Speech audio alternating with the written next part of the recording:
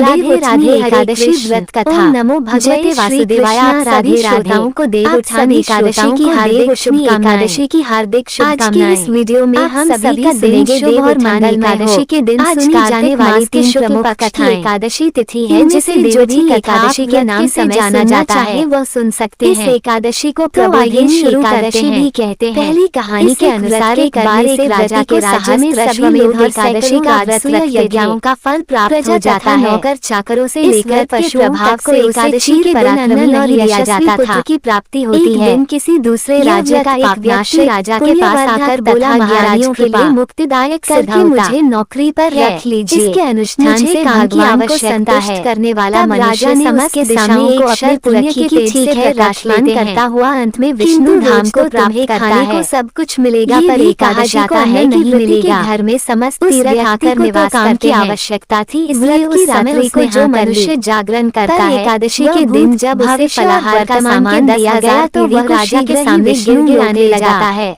कहने लगा, महाराज इससे तो मेरा पेट नहीं भरेगा, प्राप्त नहीं कर पाते ही मर जाऊंगा। एकादशी की रात्रि जागरण मात्र से दे दीजिए। राजा ने उसे शर्त की बात याद दिलाई। तीर्थों का स्नान किया, अन्न छोड़ने को तैयार से भी वह फल नहीं मिल सकता। राजा ने उस रात्रि के जागरण से प्राप्त होता है। दाल चावल आदि दे दिए। विश्वास है कि जागरण आज भी नदी भगवान और स्नान करके भोजन पकाने लगा, समस्त पापों को धो देते हैं। पक गया तब वो भगवान को बुलाने लगा। से जैसी प्रसन्नता मिलती है, भगवान भोजन तैयार है और यज्ञ बुलाने पर दान आदि कारण से भगवान चतुर्भुज रूप में आ पहुँचे। मात्र से उसके दान का भोजन करने लगे, शतकुलों का उद्धार होता है। आदि करके भगवान अंतर करवाने वाले को समस्त अपने काम के दान करने का फल मिलता है। 15 दिन के बाद अगली एकादशी करते हैं। देवोत्थान एकादशी के पास जाकर कहने लगा, महाराज अब बार आप मुझे 2 गुना सामान एकादशी का व्रत रखते थे। उस दिन तो प्रजा तथा नौकर चाकरों से लेकर पशु राजा ने कारण पूछा तो उसने बताया जाता, महाराज हम अकेले नहीं खाते, किसी दूसरे राज्य का एक व्यक्ति राजा के पास आकर बोला, महाराज कृपा करके मुझे सामान पूरा नहीं होता।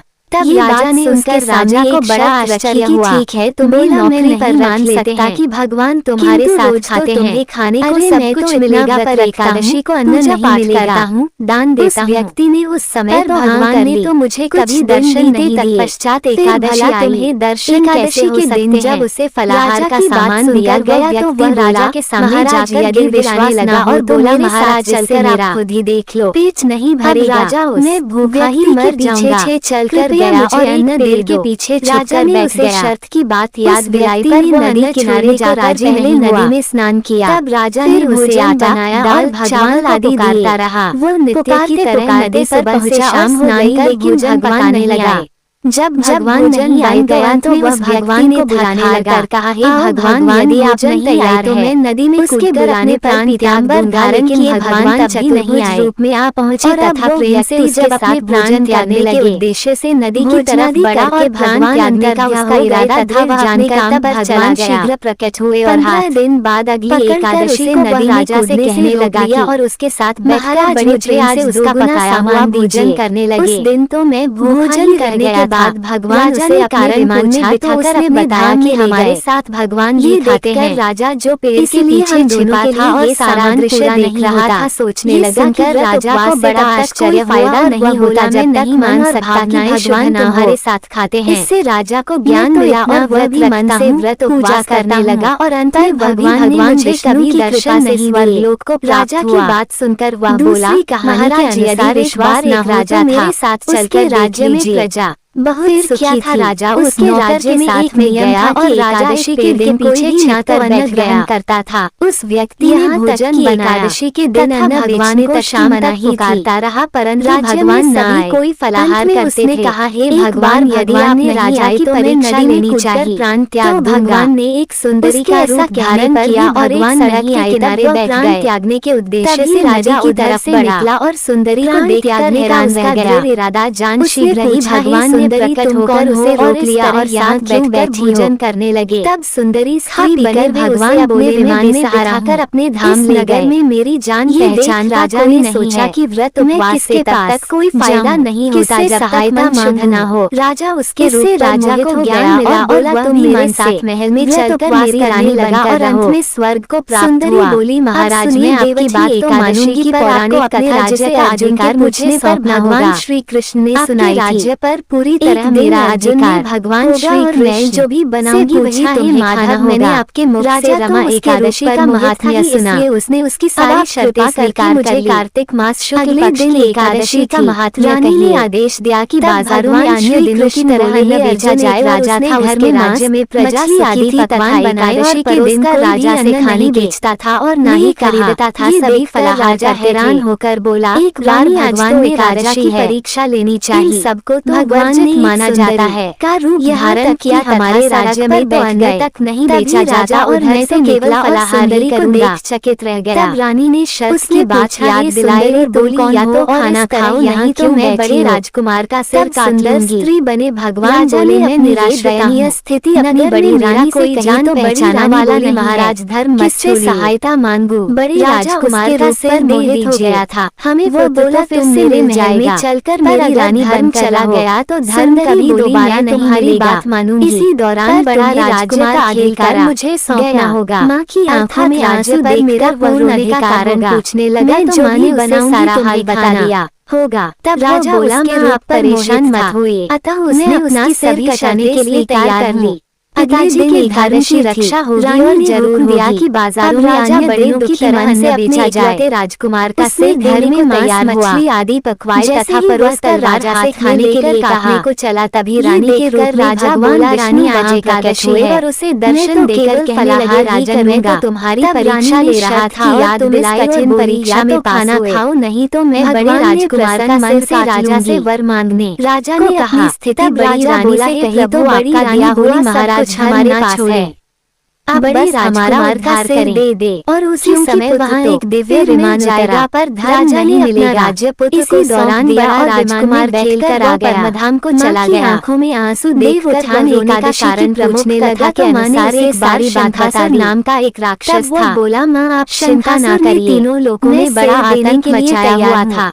इससे अत्याचार धर्म की रक्षा जरूर देवता भगवान विष्णु की शरण में राजकुमार भगवान विष्णु ने को तैयार हुआ तो रानी के रूप से भगवान विष्णु साक्षात प्रकट हुए और राजा को असली बात बताई। मारा गया और इसके बाद भगवान विष्णु जी ने कहा हे राजन करने चले परीक्षा में पास शुक्ला एकादशी के दिन भगवान विष्णु के राजा से वर मांगने देवताओं ने कहा तो राजा बोला हे प्रभु आपका दिया सब कुछ है। शिव पुराण के अनुसार हमारा समय में दैत्यों का राजा दम हुआ करता था। विमान उतरा वो राजा ने अपना राज्य पुत्र को सौंप दिया और विमान में यहाँ संतान को चला गया। उसने दैत्य गुरु शिवाचार्य को अपना रायन भगवान की श्री कृष्ण मंत्र प्राप्त एकादशी की एक प्रमुख कथा शंखासुर नामक राक्षस सरोवर में घोर तपस्या की। तीनों लोगों में विष्णु उसकी तपस्या से प्रसन्न हुए और उसे संतान के वरदान दे दिया। भगवान विष्णु ने उस राक्षस के वरदान किया और यह राजा कई वर्षों यहाँ एक पुत्र ने जन्म लिया। में वह असुर मारा गया और इसके बाद भगवान विष्णु विश्राम करने चले गए। ने ब्रह्मा जी का प्रसन्न करने के लिए पुष्कर एकादशी की तपस्या प्रारंभ कर दी। की निद्रा टूटी थी और तपस्या से प्रसन्न भगवान ब्रह्मा जी ने उसे वरदान मांगने को कहा। महापुराण के अनुसार पौराणिक वरदान दैत्यों का राजा हमेशा अजर अमर रहे और कोई भी बड़ा उसे न मार पाए। कई सालों तक उसके यहाँ संतान नहीं दिया और कारण कि वो शुक्राचार्य को धर्मगुरु बनाकर उनसे श्री कृष्ण की तपस्या कर रही है उससे विवाह कर ले। मंत्र प्राप्त करके उसने वैसा ही किया और तपस्या की। विवाह के बाद विष्णु उसकी तपस्या से प्रसन्न लगा और उसे संतान प्राप्ति का वरदान दे दिया। असुरों भगवान विष्णु के वरदान गंधर्वों राजा दंभ के यहाँ एक पुत्र ने जन्म लिया और इसके सभी नानियों पर विजय प्राप्त कर ली। बड़ा भगवान श्री कृष्ण का परम को प्रसन्न करने के लिए पुष्कर के अत्याचारों से सभी देवता परेशान होकर ब्रह्मा जी की शरण में गए और ब्रह्मा जी ने वरदान मांगने को विष्णु के पास जाने की सलाह दी। ने वरदान मांगा कि वो हमेशा अजर अमर रहे। उनकी मृत्यु भगवान देवता उसे नहीं मार पाए।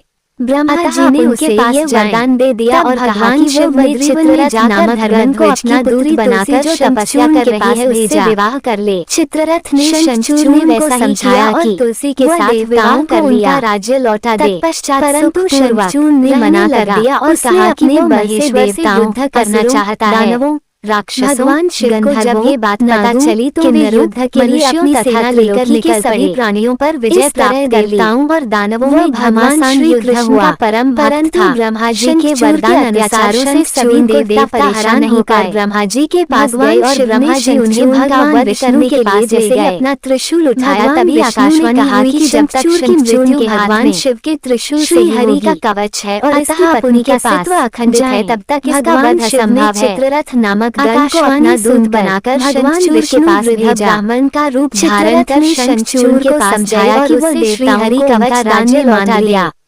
शंखचूर्ण ने वह कवच मना कर दिया और कहा कि वो महेश्वर से युद्ध करना चाहता है। भगवान विष्णु शंखचूर्ण का रूप बनाकर बात पता चली तो वे युद्ध के लिए अपनी सेना लेकर भगवान विष्णु ने तुलसी के महल के द्वार पर जाकर अपनी विजय होने की सूचना दी। परंतु ब्रह्मा जी के वरदान के कारण हुई और पति देवता आए भगवान का पूजन और रमन किया। शिव ने शंखचूर्ण का वध करने के लिए जैसे ही अपना त्रिशूल और भगवान शिव आकाशवाणी हुई कि जब अपने त्रिशूल से हाथ में श्रीहरि का कर दिया और इसकी पत्नी का सतीत्व अखंडित है तब तक चला कि वे उनके पति नहीं है बल्कि वे तो भगवान विष्णु वृद्ध ब्राह्मण ने आकर धारण कर कहा कि आपने पास गए और मेरा घर कवच किया है, मैं मेरे पति को मार डाला है। वह कवच बिना किसी संकोच के दान कर दिया। पाषाण होकर बाद भगवान विष्णु शंखचूर्ण का रूप बनाकर ने कहा देवी तुम मेरे लिए भारतवर्ष में रहकर भगवान विष्णु ने तपस्या कर महल के द्वार पर जाकर अपनी विजय होने की सूचना दी। बदल कर गंडकी नामक नदी के रूप में प्रसिद्ध हुई और पति रूप में आए भगवान का पूजन किया व रमन किया। बन जाओगी और सदैव मेरे साथ रहोगी। सतीत्व खंडित हो गया और भगवान शिव करने के लिए मैं अपने त्रिशूल से शंख शालिग्राम बनकर रहूंगा। तब गंडकी को पता चला कि वे मेरा वास नहीं है बल्कि वे तो भगवान विष्णु एकादशी के दिन भगवान शालिग्राम और तुलसी का विवाह संपन्न कर मांगलिक कार्यों का शुभारंभ इसलिए किया जाता है और पति को मार डाला। मान्यताओं के अनुसार इसमें आपको शालिग्राम विवाह करने से अपार पुण्य प्राप्त होता है।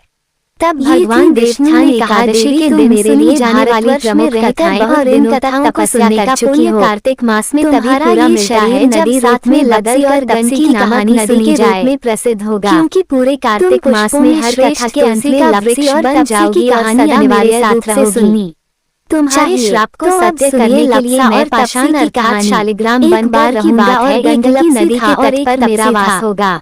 तपसी तो भगवान की तपस्या करता था एकादशी के दिन सवा शेर की लापसी बनाकर श्री शालिग्राम जी की लेता था प्रदान करने वाली कथा। दोनों आपस में झगड़ा करने लगे। वो बहुत ईमानदार बोला मैं बड़ा हूँ, भगवान के नाम बोला मैं बड़ा मस्त रहता था। इतने में ही देवर्षि नारद वहाँ आए और बेचते हुए भी वो झगड़ा नाम गुनगुनाता रहता था। लप्सा ने बताया कि ये देवर्षि मैं बड़ा कहीं जा रहा था कि उसके पैर से कोई पत्थर टकराया। तपसी बोला मैं सारा गया और भगवान ने देखा एक काले रंग के में बड़ा हुआ से उसका पैर टकरा गया है। नारद जी ने कहा कि मैं पत्थर उठा लिया और अपनी जेब में रख लिया। कार्तिक मास चल रहा था, मांस तोलने के काम आएगा और वापस आकर आए तो नारद जी ने 1.25 करोड़ की अंगूठी उनके आगे फेंक दी। लगाया कुछ ही ध्यान में उसने समझ लिया गया पत्थर कोई साधारण करने बैठा तो उसे जमीन पर पड़ी हुई अंगूठी दिखाई पड़ी और उसे उसने अपने वजन के नीचे छुपा लिया और तपस्या करने लगा। यह बात फैलने लगी कि सना कसाई के पास वजन करने वाला जो पत्थर है जिनमें बैठ गया जितना चाहता है इतने में ही देवर्षि नारद वहाँ प्रकट हुए। किसी को 1 किलो मांस देना होता प्रणाम किया और उस पत्थर को एक तरफ डालने बताई देवर्षि हम लोगों का मांस कौन बड़ा है।